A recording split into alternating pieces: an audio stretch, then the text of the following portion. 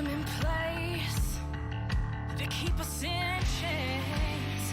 By show of hands, who else is sick and tired of the same 1%? Trying to keep us small, trying to keep us from getting out. Minimizing the struggles they've caused, saying we're not working hard enough. We really should stop this fighting. Otherwise, we'll miss the fireworks. There won't be any fireworks. And here we go. And welcome everybody to Suck It. I am the great and powerful King of Kings, Prince of all that is awesome. Derek, how are you today? It has been a stressful week for me. But I'm still here, still grounding and out for you guys because I love you guys. And I really, truly appreciate you. All 50,000 of you all, whatever it is now.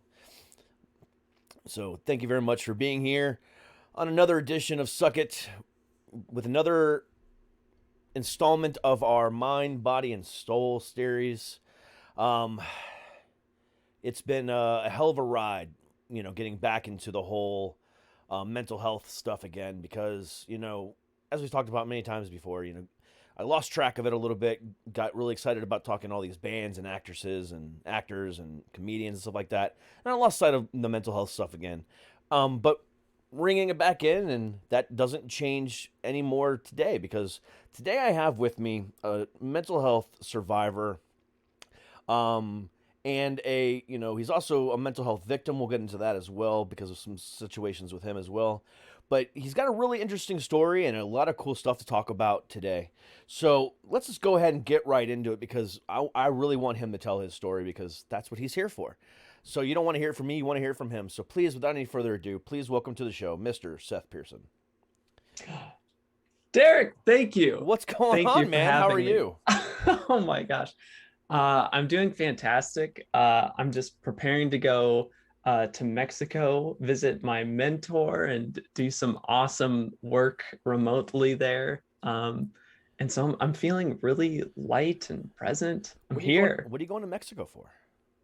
Well, I mean, you see, it's really important for me to continue to expand my experiences, and even with having like a beautiful like sanctuary of a home here in West Seattle, I think it's really important for me to visit those that have changed my life, continue to change my life. And as I said, a mentor.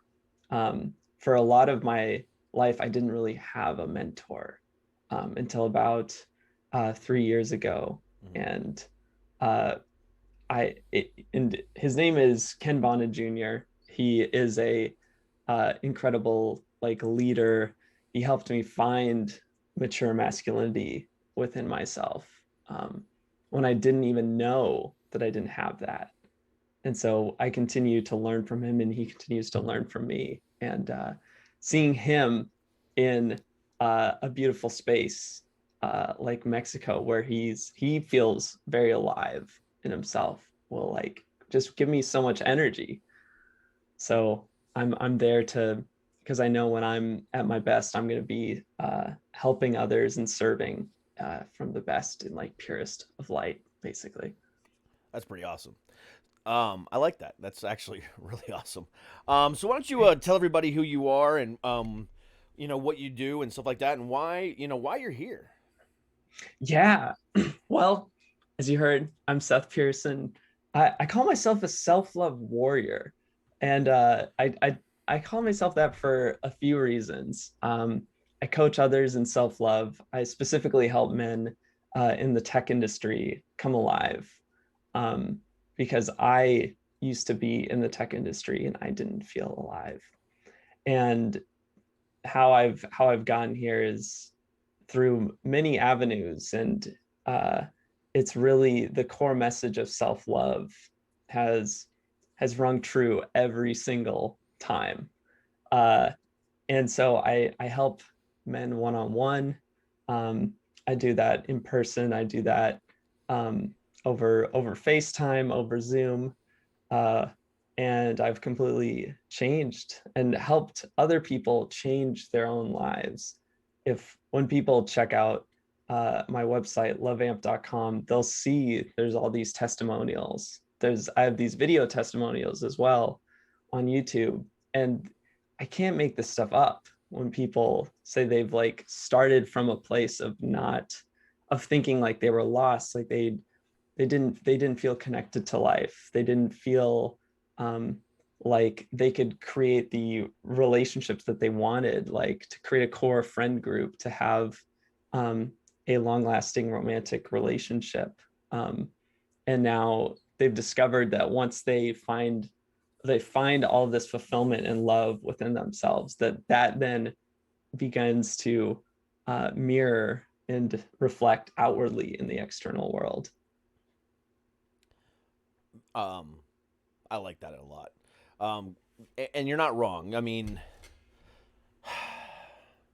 self love is something that many people, not just men, obviously, suffer with on a daily problem, or lack of, I should say.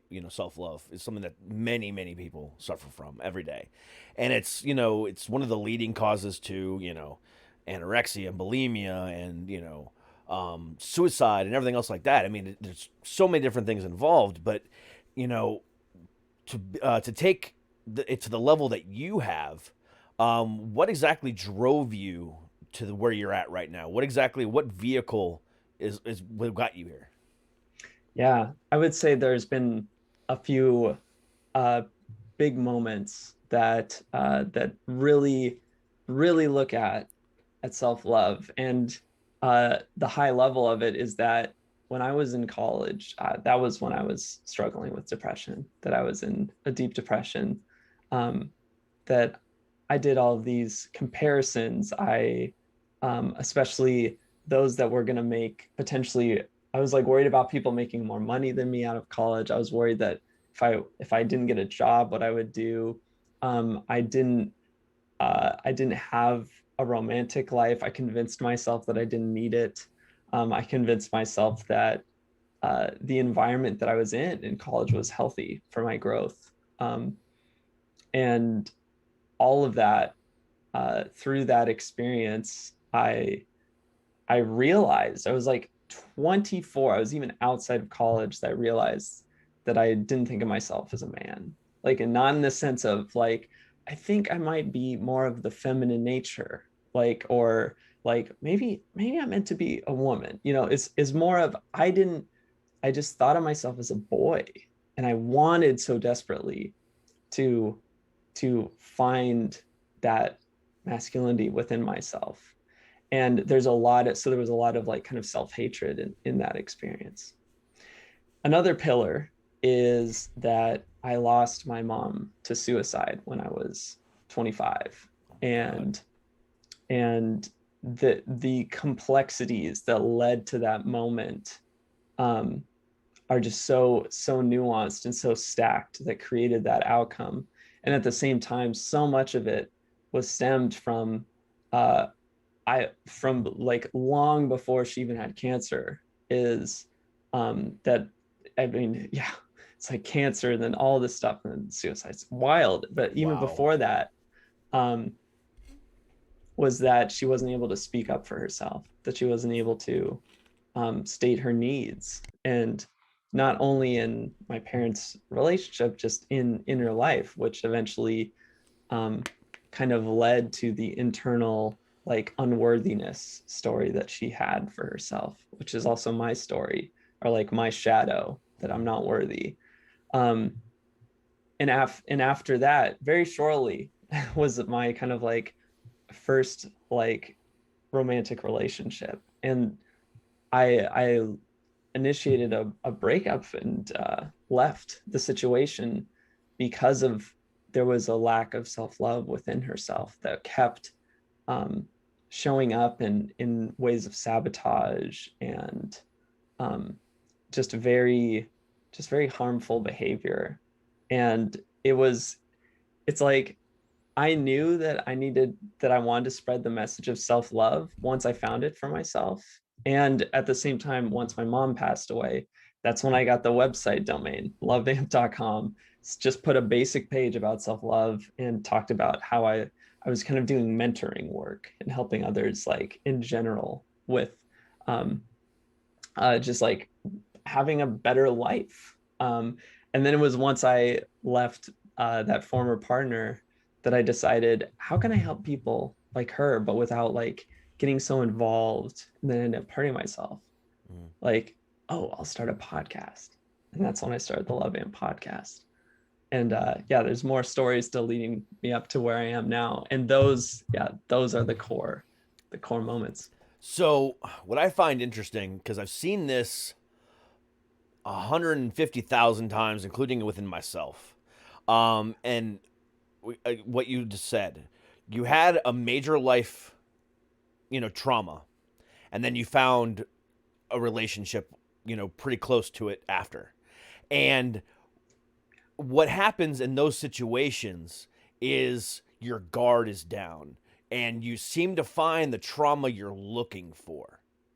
It's not like you're, you know, out there seeking trauma, but you already have all this trauma in your head and all this trauma in your heart. And then what you end up finding is even more trauma in your head and in your heart because you don't even know what you're looking for because all you have you kind of put out into the world, you get back from the world what you put out to it. And if all you're putting out is trauma, all you're going to get back is trauma. And that's what ends up happening. And that happens far too often, especially in relationships and stuff like that. And so what you're saying, regardless of whether it's a mother's suicide or if it's a divorce or, abusive relationship or whatever the case might be, these patterns and habits just seem to snowball until you recognize where the issue lies, and then you correct that issue, and then things kind of start to line up. But you kind of, whatever you put out in the world, you're getting back tenfold. And just like you just said, I mean, that's the way it happens. And I'm sorry that you lost your mother that way. That's horrible. I can't even fathom that. I mean, yeah. Yeah. But to then immediately have to go from that to a dysfunctional relationship like what you were just describing made it all that worse. But at the same time, you had to go through that in order to get to where you're at right now, in order to be the best person you can be. So it sucks that you had to go through it, but it's also it's the best thing for you because what you're doing now is helping other people prevent that happening to them. Yeah, it's a total gift. Yeah, even the hard truth of the fact that my mother is no longer here, still, I've been able to turn, like, there's this saying of like turning one's mess into one's message. And even to this day, like I still think so fondly and have so much respect for that former partner. And I even have a feeling that she's watched some of these some of my interviews and seen some of my content online, and that she understands and knows that I've never stopped loving her, like that never ends. That's the beauty of it. That's the beauty of love. It never ends. Come on, it's only expanding.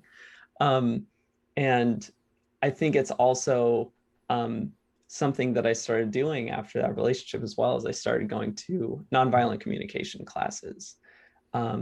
Because it's funny, the word and the name makes it sound like people are coming from violent communication. Correct. It's funny because there's kind of like this spectrum. There's like maybe those that came from like a more like aggressive like communication style. And it's like I came from like the other spectrum where I just wouldn't speak up for my needs. And then I would just like suffer from that experience. Yeah.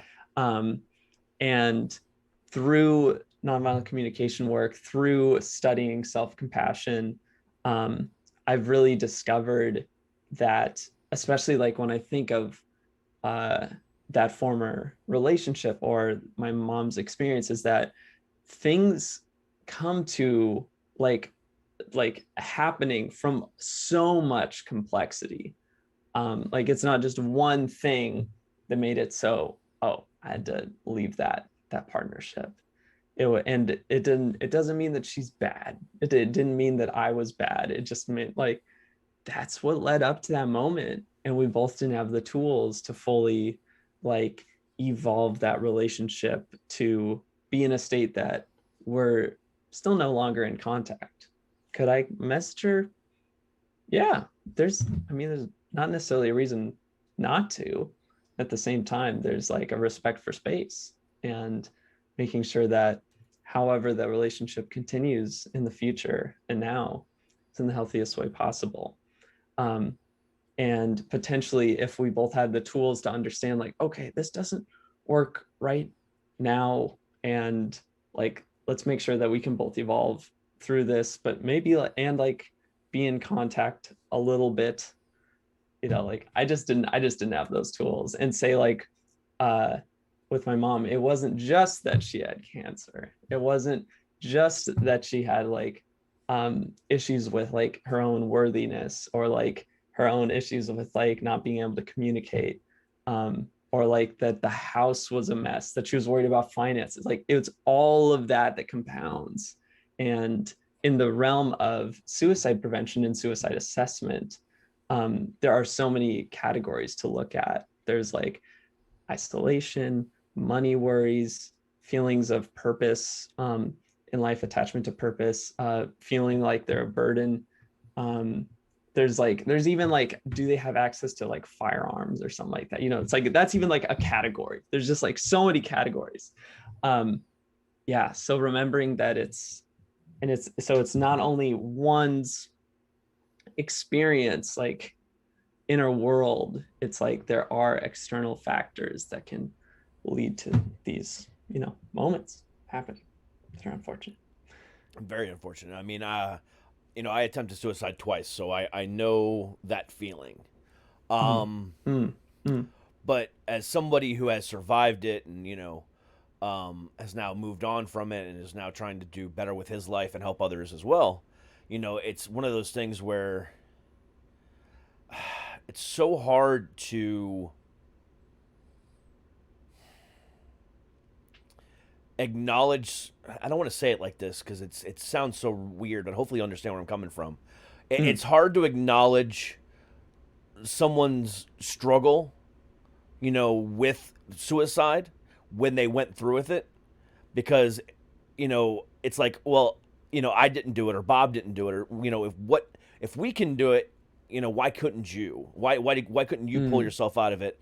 But at the same time, it's one of those things where, it's a selfish act. All those things that you just mentioned. And I don't want to call your mom. And I'm not trying to demean anything. Don't get me wrong, please. I don't want you to be offended. But it is a selfish act because for whatever reason she did do it. You didn't go into that, and I'm not making any assumptions either. But it's in the end you end up just putting the hurt and the pain on that you're refusing to deal with on other people, and that's a tough thing to have to deal with, because now you've got to go the rest of your life knowing that that you have to deal with that, and that sucks. But at the same time, I love how you're turning that into something positive. Yeah, I actually have it's interesting because you said it's a selfish act. And I completely agree. And at the same time, I almost think of it like it was a selfish act. Like, not in the sense of like that's a selfish act, that pain is now put on other people. It's like that, like my mom did what she needed to do for herself. Like I don't have any like blame towards her. I know that I had a moment of forgiving myself and forgiving her, and at the same time, I actually, even though like say like when I've read things about like celebrities like Chester of Linkin Park, like I have a whole thing about Chester. Yeah. Oh my gosh! Wow. Yeah. I mean, I'm sure and then I remember reading, and this is before my mom passed away, reading online of people like, oh, what an asshole. He like ended up like leaving his family. Like he's got 2 kids or like Well, three well, kids or so. yeah. Hold on. So I want to touch on this real quick because you brought it up. Yeah. I was gonna bring it up, but I'm glad you brought it up first. In all reality, Chester Bennington is an asshole. But here's why. But it's not for what you think. 6 months before his death, his passing, his best friend, Chris Cornell of Soundgarden, committed suicide. And for 6 months, he lived with that pain before he took his own life. And I'll give him that. That he was already a depressed person. You can go back and listen to all the Linkin Park songs and know that he dealt with depression on a daily basis. So now he had to deal with the passing of his best friend. However, he saw for 6 months what his family, what his fans, what his friends all had to go through. And later on that year, he still decided to do the exact same thing to all his friends, all his fans, and his family, knowing what he just went through, and now he's going to do the exact same thing. And that is a horrible, horrible thought. Isn't it's so interesting. I still see it in the, it's like I understand that point of view. It's like he's doing that to his fans and family After he already friends and watched family. his best friend do the exact same thing. So it's like he Right. witnessed it, and he knew the pain and hurt it was going to cause, but he just didn't Yeah. care. Because his pain was Right. too much for him to bear. So he's like, you know what, screw it, I'm going to do the exact same thing. And that's where my problem lies. If it was just him, it would have just been a selfish act. It would just been, like we just said, your pain's too much. It's a selfish act. You put your burden on your family. I get it. I wouldn't have said what I said. He is an asshole or whatever the case might be. But to have him see the results of that happen from Chris Cornell, to then still decide to do that, that's where my problem lies. Interesting. It's because I don't think it's like he's not he has like, or he had he's not necessarily responsible for like other people's decisions. Like of course he has influence, just like I have influence in the world. Correct, but I'm not Um, saying that his decision had anything to do with anything else. But again, when Chris Cornell passed away, I mean, I listened to Soundgarden for weeks upon weeks upon weeks, after his passing, mhm. and it hurt. Obviously, I'm not a friend of Chris Cornell's. I never met him. I never even saw Soundgarden in concert. So what I went through and what millions of other people went through, totally different. However, there's still a lot of pain, a lot of grief there, especially for someone that, Yeah. I grew up with. I listened to his music for 20 some odd years before he passed away. So, there wasn't an attachment. But again, I watched what his family and his friends all went through on TV. Yeah. And I saw that struggle. And I know, like, damn, I could have never put my family through that. Mm-hmm. Mm-hmm. But then Chester lived that with his Chris Cornell's family. He lived that with Yeah. Chris Cornell's friends, and he even did in memorials. He sang Black Hole Sun live with Mhm, Linkin Park. mhm. Did a lot of different things, and Right. then he saw all that and still made that decision. And that's where my problem lies. It's not like he made Chris do anything like that. I have no ill will toward Chris. Chris was a hurt person. And I, what Chester did, it's just the fact that Chester did it after everything he saw. Did you are you aware of the like gosh, I don't know what the percentage is, and at the same time just the idea that when people are exposed to suicide, that there is a more likelihood and higher chance that someone will commit suicide or end their I life. am aware of that. Yes, absolutely. And so, I mean, I even think of my own mom's situation. Like this is another wild like part of that experience, is that I was with my mom.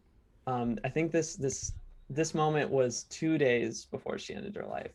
I was visiting for kind of like a winter break experience. My aunt, my mom's sister, one of her best friends, was in town, and we watched this movie. Mhm. And this movie had 3 hanging attempt scenes. Holy shit! What the hell movie were you watching? It was like a dark comedy. Like it's like That's pretty fucking dark. I didn't know who I like. it's like no one knew that those scenes were in there, Yeah. and she ended up hanging herself That's 2 days later. Wow. And it's like, so the exposure, like the exposure alone, and I'm not saying that there's anything wrong with how something exposed, not saying like, how dare that movie have an exposure. It's just like, that is just a plain fact that people in tough states, especially, I can see Chris Cornell experiencing a lot of grief, not knowing how to process it, Yeah. not knowing how to, his own, friends and family, maybe people didn't know how to process grief or handle pain, or like know how to come, like, obviously people know how to come together. They came together in their own ways. Yeah. And at the same time, like, what would it mean if I had a family and like my mom ended her life and then I ended my life, and there's still like my community has to grieve. So like, I just don't want to put any negative feelings towards someone that's passed away that was dealing with some intense pain. I just mourn the fact that it had to happen. Me too. Like that. Me too. But I mean, it came out, that movie. I mean, that movie, that that whole thing came out around the same time that what was it called? That Netflix documentary, or not documentary, biopic, or 13 Reasons Why. There was all this talk Ooh, of. I don't know what that is actually. It was a series on Netflix that basically a girl committed suicide at the very beginning of the show, and then they find these tapes of her, and it says, if I ever pass away, these are the 13 reasons why. And then all these kids in the series commit suicide. It's very if you watch it, you watch it and it looks like it's a glorification of suicide in high school. Many high schools even put out bulletins saying, hey, we do not condone this show. It's please don't let your kids watch it. It is it's glorifying it, and blah blah blah blah. So there was a lot of controversy surrounding that.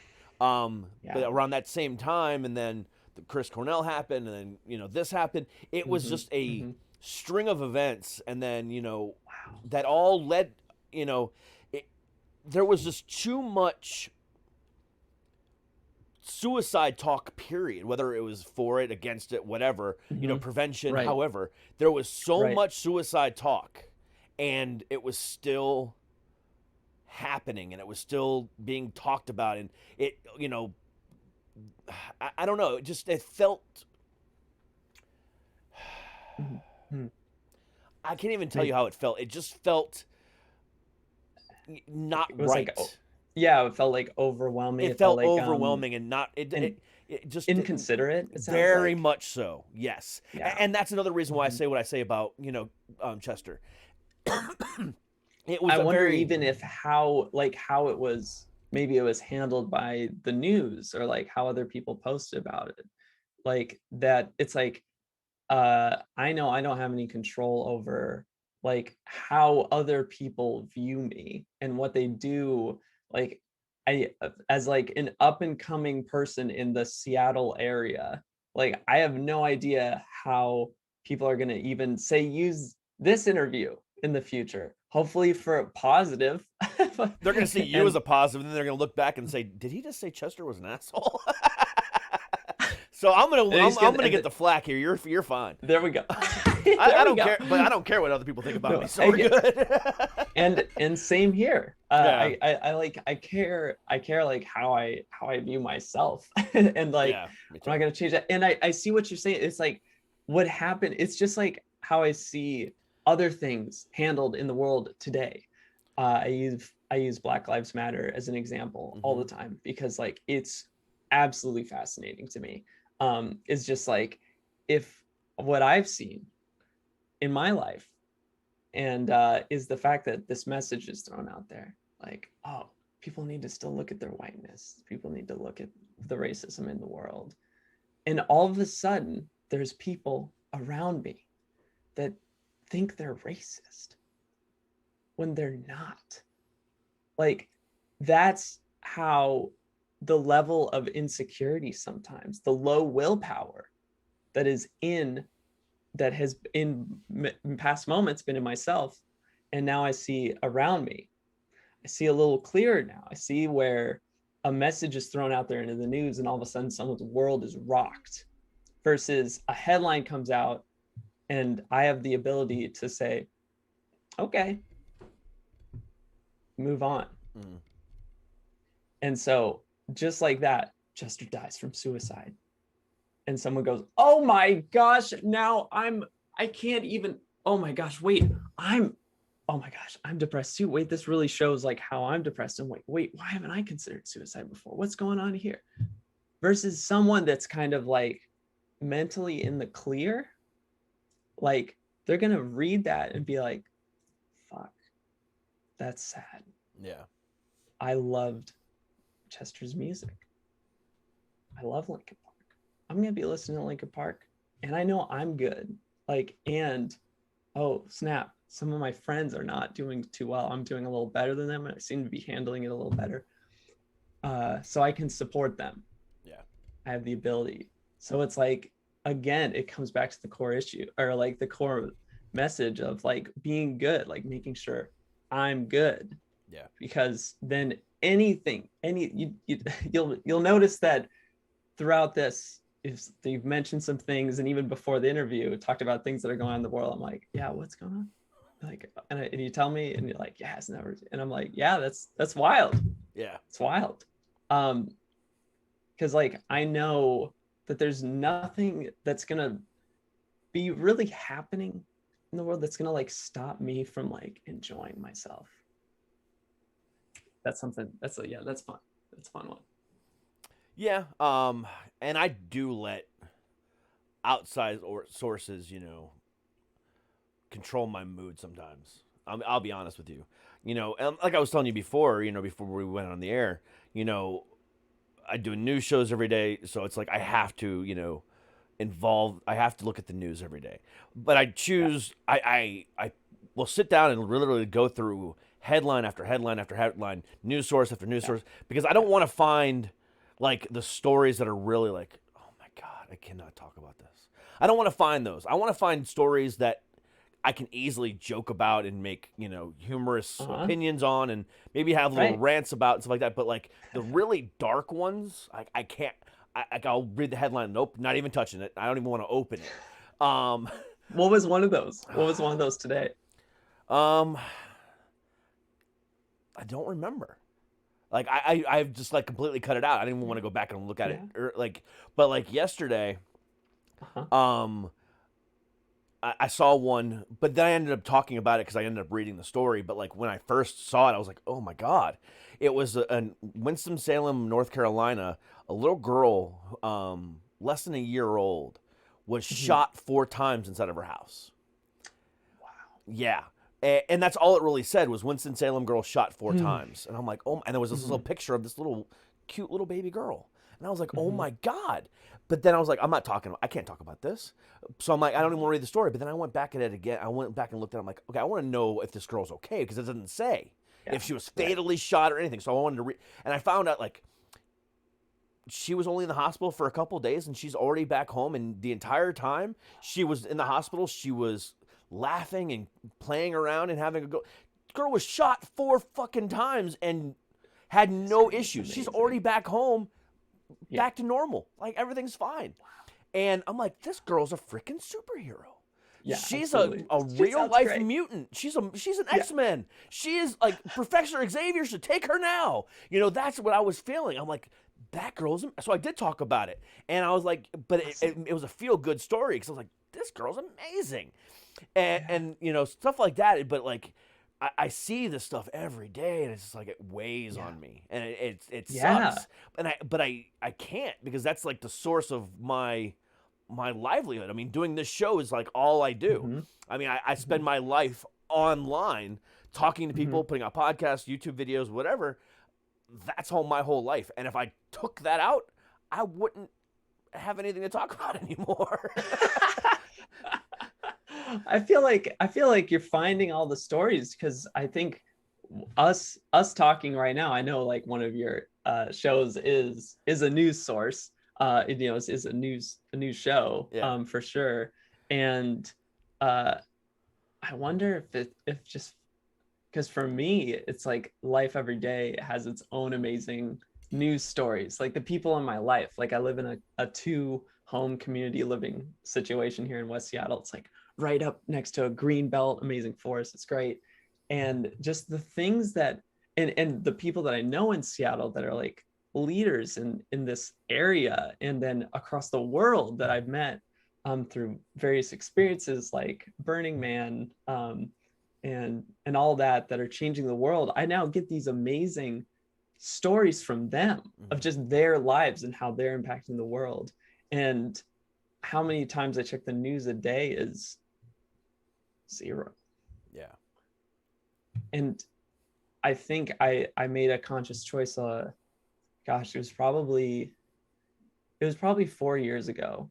Let's see, it's 2021. Yeah, probably four years ago to actually just not ever look in the news. And every single time that there's something that I hear about the world, about what's going on, that's like kind of like important to know, someone just happens to tell me, Yeah. did you hear about that thing? I go, nope. So you don't spend a lot What's of time. happening? You don't spend a lot of time on social media then too either. Just on Instagram to post my content to help people like really realize like what's important. So you post and then leave. You don't scroll. Yeah, no, I really don't. Oh, wow. I know there's I'll see the top post when it refreshes. Yeah. And it's usually someone that I know that's doing awesome things in the world. And I go, hell yeah. And I just like like it and comment. I go, yeah, here we are, changing the world. Yeah. So, and if anyone wants to check that out, I'm love amped Seth, SCTH, on Instagram. So yeah, that's just something in the realm of mental health. It's like, that's a big one. Yeah. Again, as somebody who suffers from bipolar disorder and anxiety and, PTSD, not going on the internet and not going to a social media site is difficult for me because, again, I spend so much of my day. That's all I do is network and social media and this and that, growing my brand, building it up, and trying to get over a hump and just. But then while I'm there posting and everything else, I like, okay, how else can I do this? Oh, let me find other hashtags and other things that are in my realm, and then go and comment on them and like them and follow and build my presence with it. And I spend so much time doing that on a day. It's hard not to see other people's drama. And then I get involved with it. I'm like, oh wait, I gotta talk about this. Hold on, I gotta see what happened. What happened? Yeah, and absolutely. It bothers me. Like, I'm recently just started my TikTok.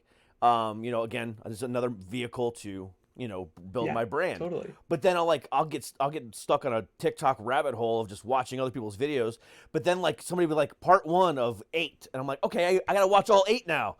Or like they but they haven't put out 5, 6, and 7, so I'm waiting all day. Okay, where's 5, 6, 7, and 8? Come on, post it already. I gotta know the rest of the story. Totally. It's like I can't not pay attention to other people while I'm doing it. While I'm building my own stuff, it's like I can't.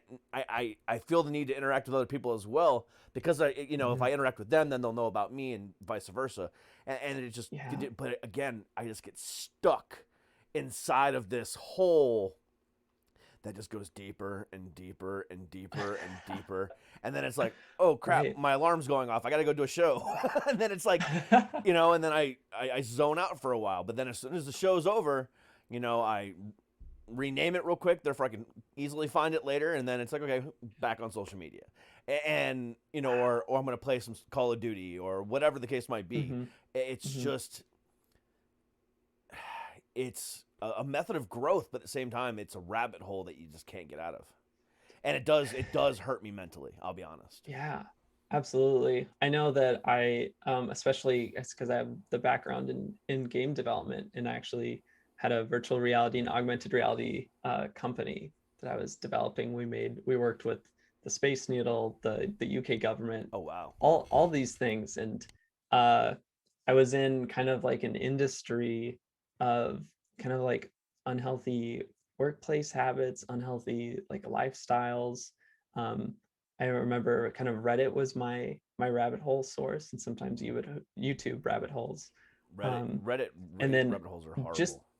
yeah, and just like kind of with the news, it was one day that I went, this is a choice. Like I can ask myself at any moment when I go to any website or open any app, I can ask myself like, is this going to help me?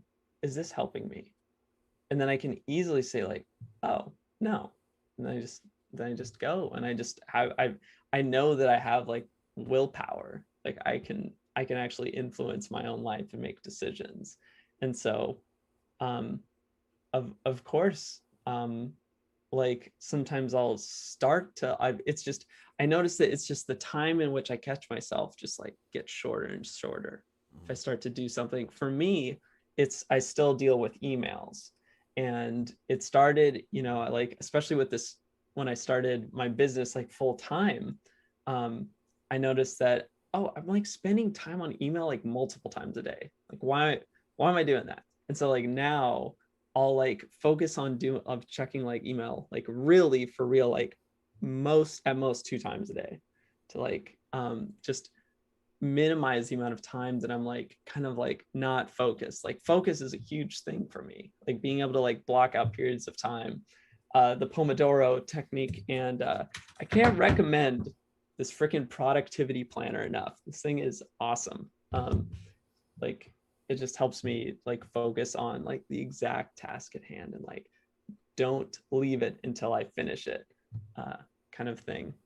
Because that's just like what everyone is experiencing, is there's a lot of technology that's super useful, and also a lot of aspects that can be a unlimited source of potentially like kind of harmful entertainment.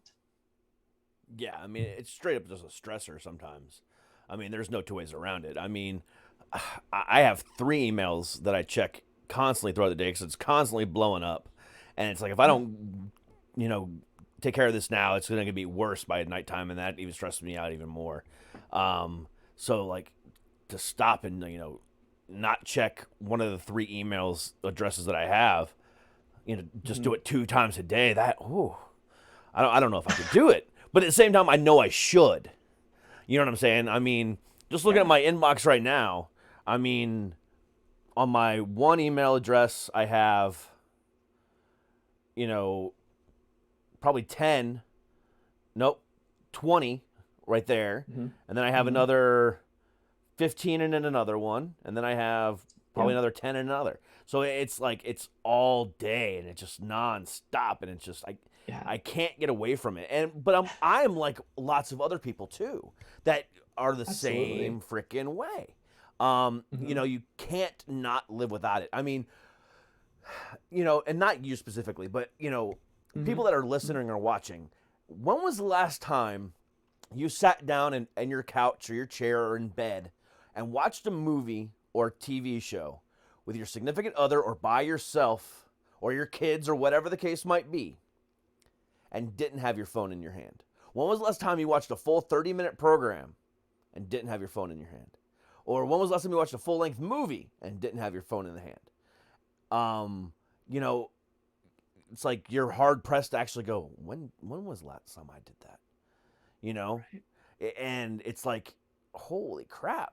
Just something as simple as that. Or when was the last time you put away all your phones during dinner time and actually sat at the dinner table and actually had a meal with no phones? I can't even answer that question. I don't even know. I can't remember. I mean, maybe not even when I go to a restaurant. I'll still have my phone in my hand when I'm in a restaurant. It's a constant thing. And, social media is outrageous. I don't know if you've seen it, but on Netflix is another thing called the Social Media Dilemma, I think it's called. The Social Dilemma. Social Dilemma, yes. If you have not watched that documentary yet, watch it. It is mind blowing.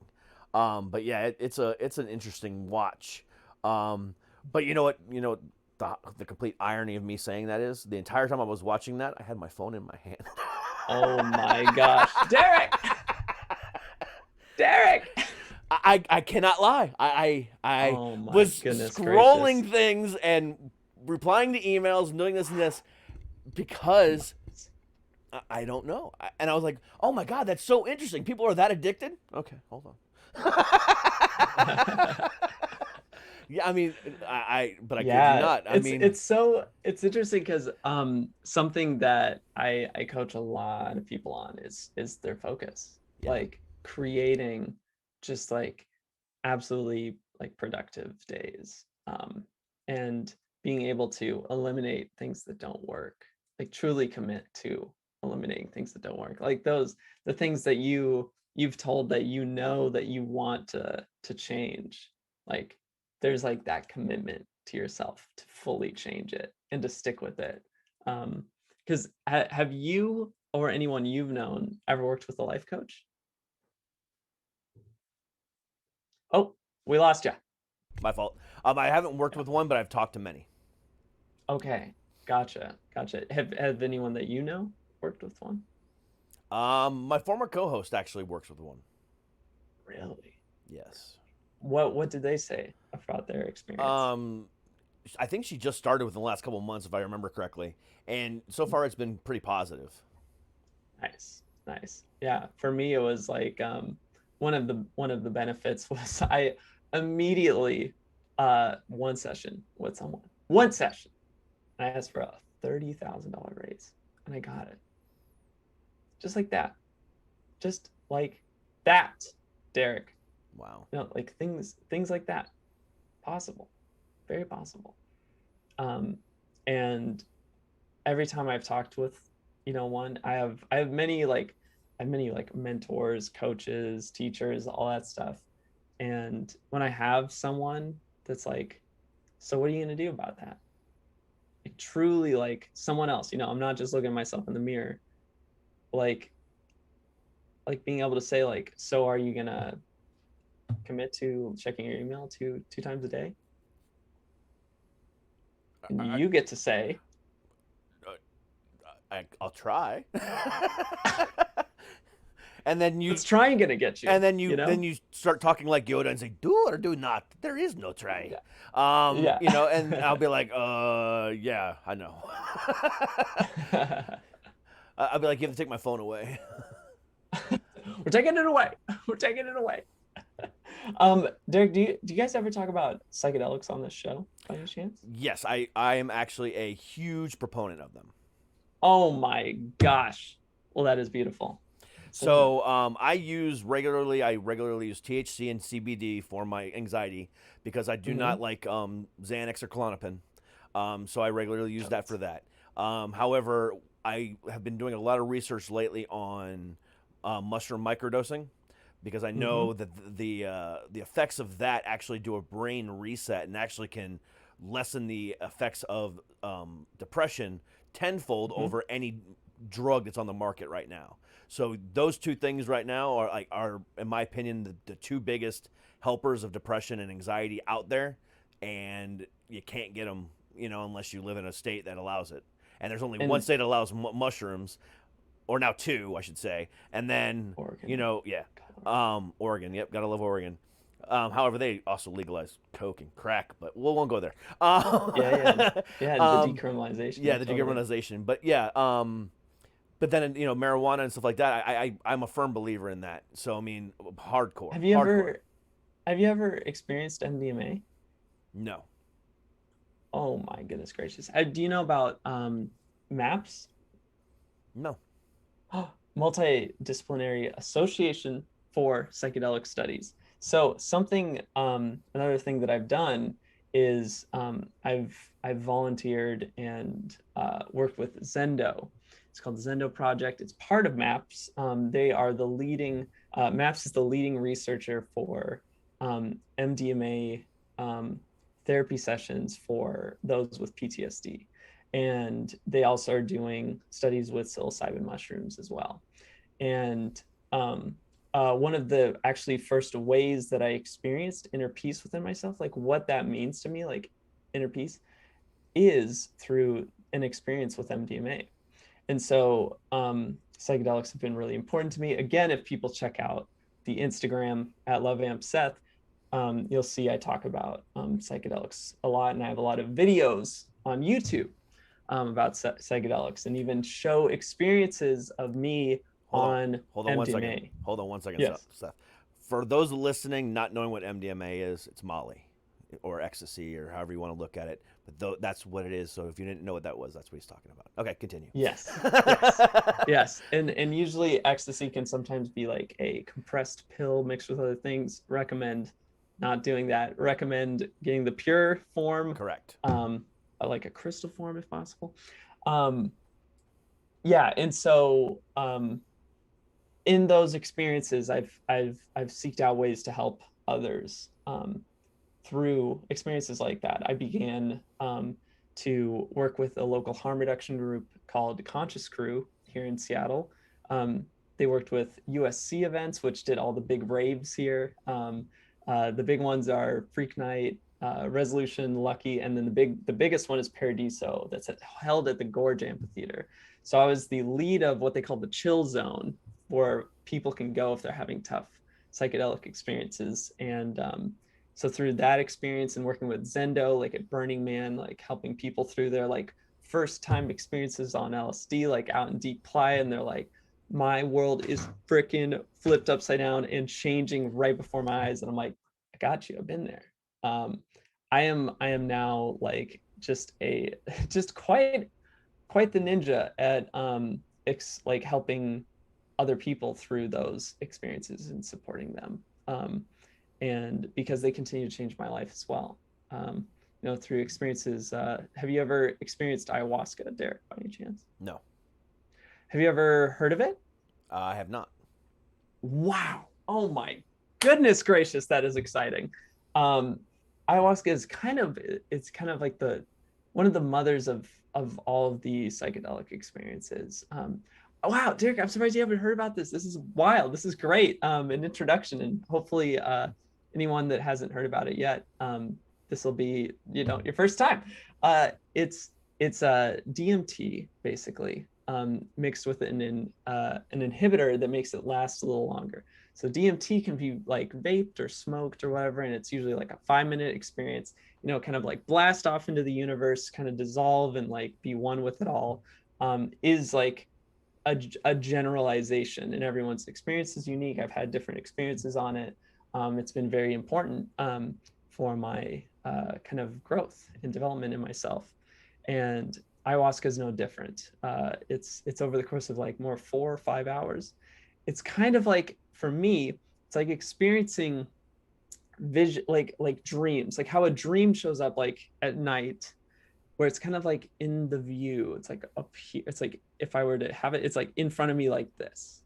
And so like ayahuasca, I have these like visions that appear. And actually, since we were talking about my mom, it was I've had visions of her multiple times on ayahuasca, and I've experienced moments where I visualize, I see her death, like I see her ending her life, and like just having that, just kind of like witnessing it and like being witness to her, and kind of having a conversation with her throughout that experience. It wasn't until the third ceremony experience that I had that I actually saw her in like her kind of like highest form, like elevated self, like passed on, like enjoying the infinite. And like this is really wild to hear, and even as I talk about it, I'm like, this is wild. Well, I mean, the thing about it is, for those of you who don't know, and we both know this, the things that you're saying, people at home are like going, why is this important to mental health? Here's the thing. So for years and years and years, people, LSD, mushrooms, MDMA, and marijuana, obviously, and CBD have been studied for the effects for cancer and other mental health and anxiety and blah blah blah blah blah. And there's really strong evidence supporting it. But Then we have Pfizer, then we have GlaxoSmithKline, and then we have Moderna going, but we have all these drugs that if Yeah. we start doing this instead, how can Yeah. we're going to lose money? We cannot. And that's what's going on right now in this country. You know, Absolutely. we're not talking about heroin or crack. No, that's completely different. But psychedelics have been proven, and for some reason they're not legal yet for obvious reasons, that they reset your brain, they calm the effects of cancer, they help you eat, they help you with your anxiety. There's a whole string of effects that have happened because of it, and that's why so many people are using psychedelics these days, because they realize the positive effects it really does have.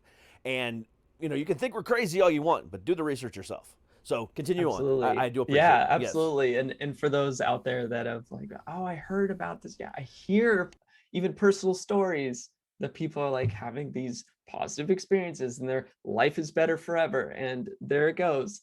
And I just want everyone out there to know that I used to be so scared. I was so scared. Like I was 20 when I did MDMA for the first time. And it was challenging every aspect of my identity. I was like, first of all, I view myself as a straight edge. I view myself as a good kid. I don't want to mess up my brain. I don't want to be dumb forever. I don't want to like be viewed as like a drug kid. I don't want to like potentially have this change my life and I like quit college and I lose all my friends and all that stuff. And I said, no, my life is important. Like I chose me in that moment. And I said yes to life. And I never looked back. It helped me start to really just question, why is there a lot of things going on? Why are they the way they are? Like, am I just accepting that? Am I just allowing it? And the answer was like, oh yeah, things don't need to be the way that they are. And so it's being able to, I've been able to then find other people that are, as I mentioned earlier, like that are leaders, that are changing the world, that are truly like have the influence, the power, and the abundance to create this change. And so I feel like we're just like Derek, you and me, we're raising the vibration. We're bringing more light into this world. Disclaimer, real quick. Disclaimer. Neither one of us are condoning the use illegally of these drugs. However, if you choose to do so, that's your decision. However, we are advocating for positive uses, medical uses, in order to help our mind, not to go to a rave and get freaked out and want to be touched by people. No. For your mental well-being. I have a feeling it would probably be a positive experience, though, even though. Yeah. Absolutely. I'm not debating that with you. It's 100% right. Yeah, and plus, have you ever heard of anyone, shooting up buildings on MDMA? No, they just want to hug and love each other. Yeah, no, that's impossible. Exactly. Like, Derek, I've done this with my dad. Like I've been able to, like, our relationship has changed ever since the first time we did MDMA together. Like, and he's also experienced DMT. He's also experienced mushrooms. He's done all of this in my like family, like my friend circle. Like they just all love him so much, and he loves them so much. And it's just like it's this fully like group healing experience. And yeah, it's like having my dad in my world. It was like helping like him see me fully for who I am and who I'm becoming. Yeah, but it's amazing, the things we don't know about, who we are, the things we don't know about mental health, the things that we want to know, they're being hidden from us, number one. Absolutely. But then number two, there's so many other, whether it's the cell phone and social media or the news, or whether it's, the government or Moderna or whatever, there's so many other outside influences that are attacking us on a daily basis that make what already chemical imbalance that possible in your head, that make you bipolar, depressed, or, schizophrenic or whatever, that now are exacerbating it. And now you need even more help from these people that are making it worse to begin with. And the falsehoods of it all. Like, one of my biggest, pet peeves about the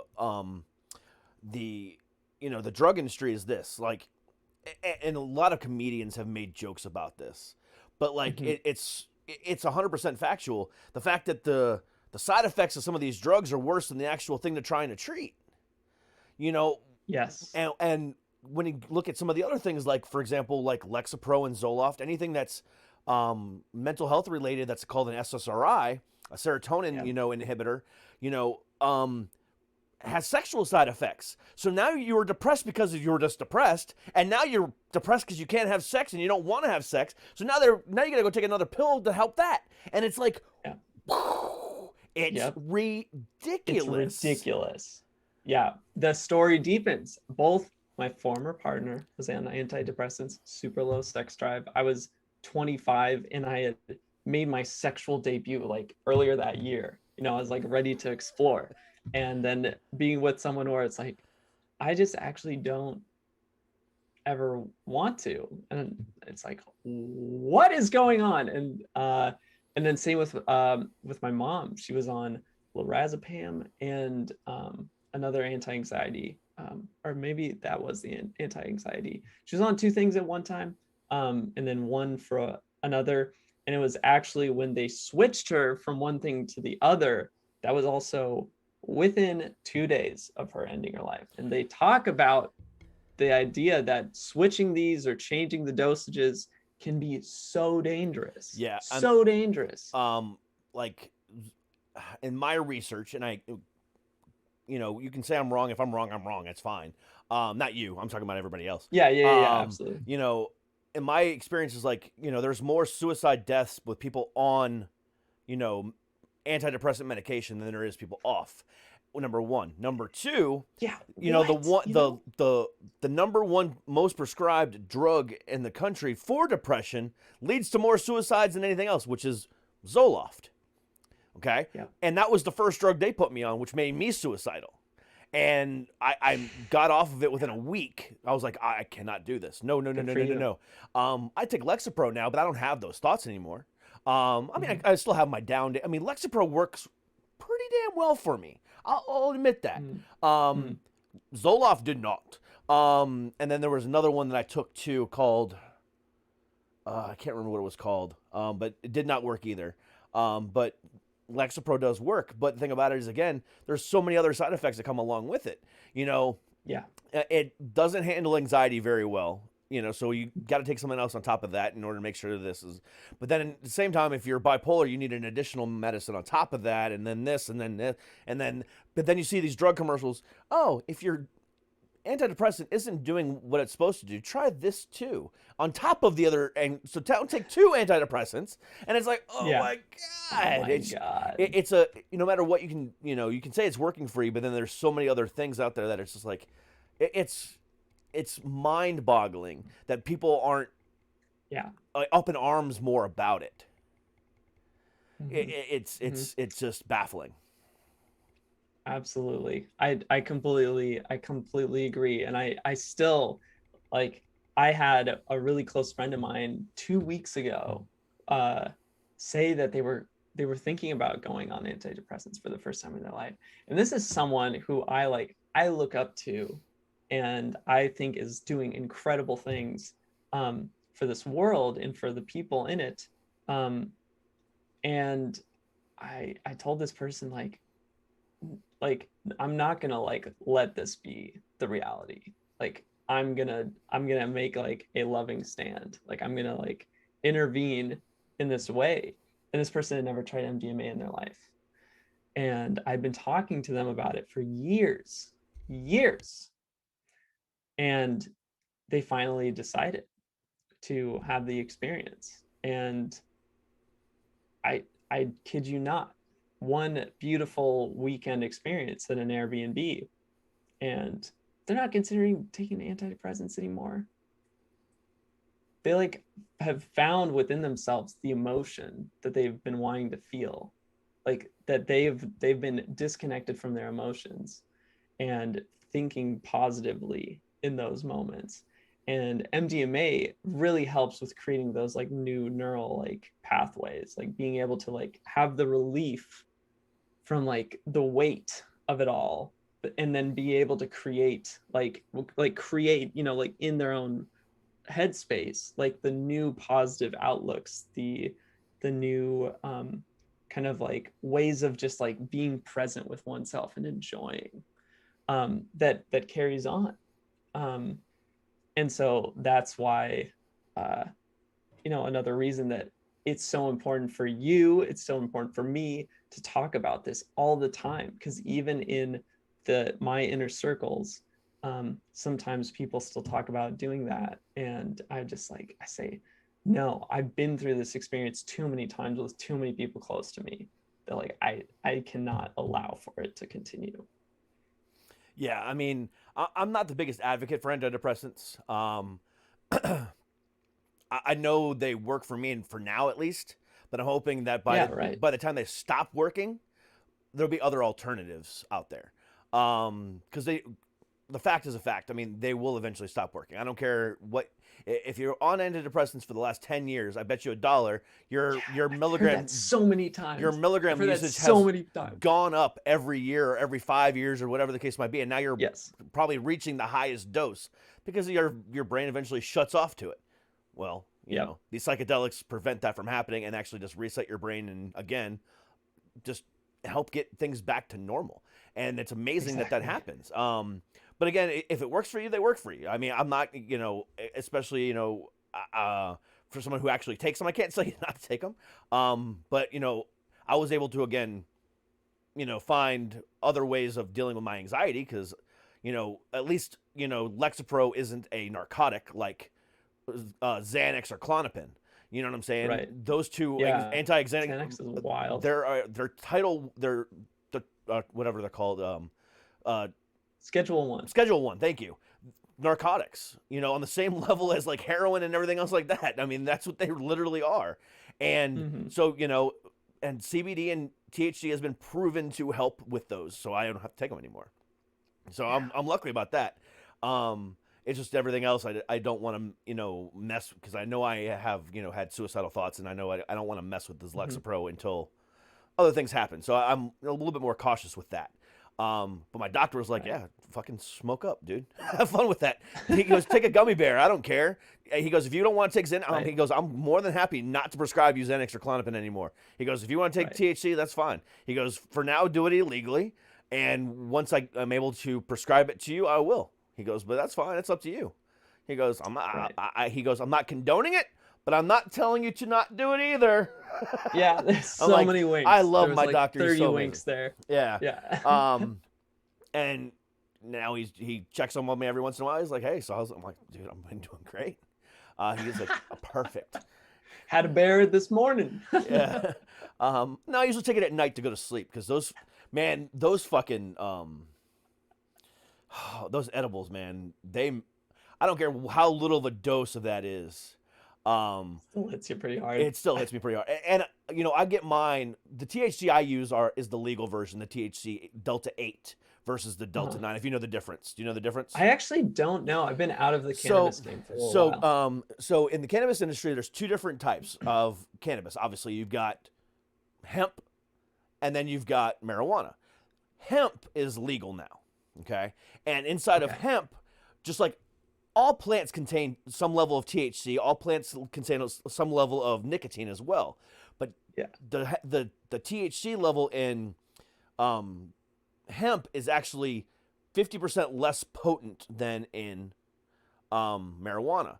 And because of the new agricultural laws that went into effect in like 2018, I think it was, hemp became legal. So deriving THC from hemp, which is called Delta 8, is legal.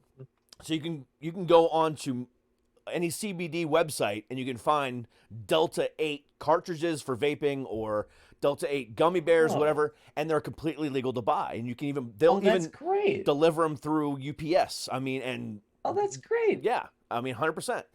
They're very expensive, but it's completely legal to Yeah. buy. The place I get mine from is actually in Oregon, and they mail them to you. It's a legal website, everything. I even pay through through PayPal. I mean, it's that safe. It's that okay. But again, the Delta 9 THC, which comes from marijuana, obviously that's still illegal federally at least. But Delta 8 is completely fine, and that's what I use. However, Again, disclaimer: Delta He's 8 disclaiming. Delta 8 still shows up on a drug test, people, and you will lose your job if it shows up. Just because it's legal doesn't mean your job won't fire you for it. Just like if you get caught drunk on the job, same difference. But again, it is They give you a legal at least promotion. to own and consume. So Delta 8 is good. Just look it up for yourself. But that's how I consume my CBD and my THC. And it hits hard. Just one little freaking edible, man, will knock me out. But it helps me. It helps me sleep. Helps my pain. Because I have neck and hip issues. There's so many good benefits from THC. It's ridiculous. Absolutely ridiculous. And again, it all comes down to big drug companies not wanting to give up their stronghold on the pain management and stuff like that. They'd rather give us legal, drugs that are addictive than which is stupid. But Yeah. And I would love to also bring awareness in the realm of sleep as well. Because you're talking about that, how important sleep is and like having a good night's sleep. So like this is something that I got these they're blue blocks, the Sleep Plus ones. And so they block blue light and green light. And I wear them like every night before I go to sleep to make sure that, because there's so many sources of light in my house that just can be just really, really harmful for like the circadian rhythm. I have like blue light reduction turned on all my devices that I can do that, and it's really helped me sleep better. It's like so fundamental. It's like basic. Yeah. I have blue light reduction on my phone, but Nice. but down here in my studio, my basement, I've got light here, light there, light here, 2 more lights there, and I need blue blocker light glasses for when I'm recording, because just like looking, I have 3 lights that I look directly into, which is right next to my computer, in order to keep me looking professional.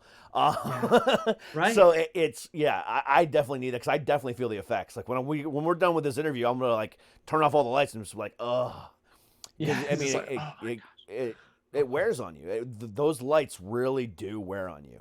If you're a business person that works in front of a computer all day, get blue blocker glasses. Or blue blocker screen protector, for your computer or something. They make those as well. That's another one. Yeah, there's so many different things that you could use. And those the effects are that as soon as you turn off the light, the effects don't go away. It lasts a little bit.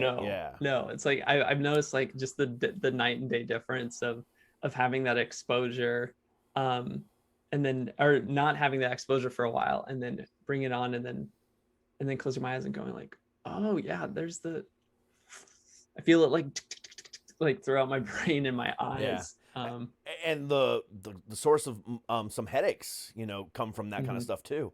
And if you can reduce your amount of headaches and stuff like that, then you're reducing other intake of like Tylenol or Advil or whatever the case might be. So it's all positive things. The littlest things you could do to take care of yourself, and self-care, is just important. Taking the extra 5 minutes at night every night to go wash your face, get yourself some Clean and Clear and just wash your face. Even if you didn't shower, that's fine. If you're a morning shower person, just washing your face at night just to cleanse away the stress of the day from your face helps. Taking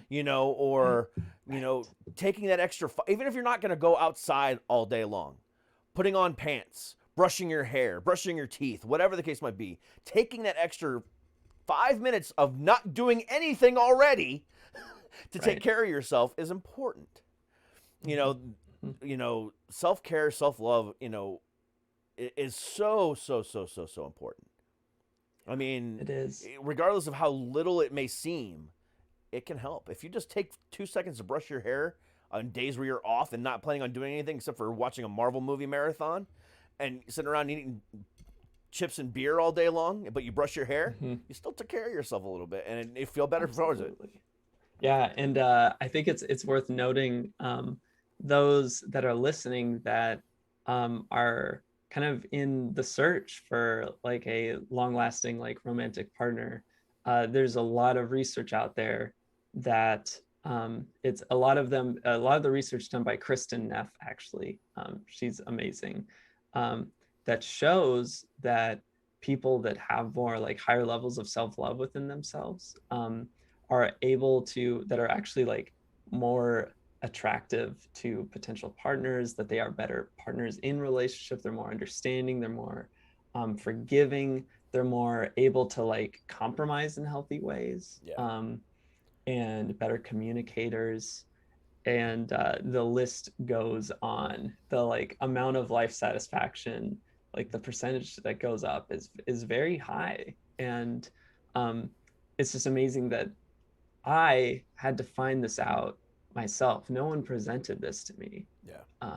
And so like I want to be able to help others find that for themselves. And I even I have like my call link on my website, on my Instagram, and if anyone ever wants to, if I invite you, if you're thinking to yourself, I'm feeling disconnected from life. I'm feeling like I'm not living fully. I feel like I'm not. I think that I don't have the core relationships that I want, be it friendships, romantic relationship with parents, even, and not feeling like the work maybe that you're doing is not contributing to your purpose, or finding fulfillment, and not being able to feel free. Like, please, like, schedule a 15-minute like amped call like with me, and we'll find what's not working. And no matter what happens from there, like, you'll have taken another step to like creating a better life for yourself and loving yourself. That's awesome, man. So where can people find out more about you? What's your website and your Instagram again?